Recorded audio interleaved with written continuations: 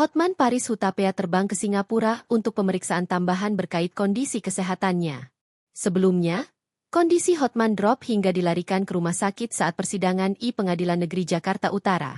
Dan belum lama ini hemoglobin menurun diduga karena insiden di rumah saat berenang. Ia digigit berang-berang peliharaannya. Si sulung Frank Hutapea mengurus keberangkatan Hotman dengan jet pribadi dengan tujuan ke Singapura. Di sisi lain, Rasman Nasution mendoakan kesembuhan Hotman agar kembali bersidang berkait perseteruan mereka. Hotman diketahui melaporkan Rasman dengan tuduhan pencemaran nama baik dan fitnah.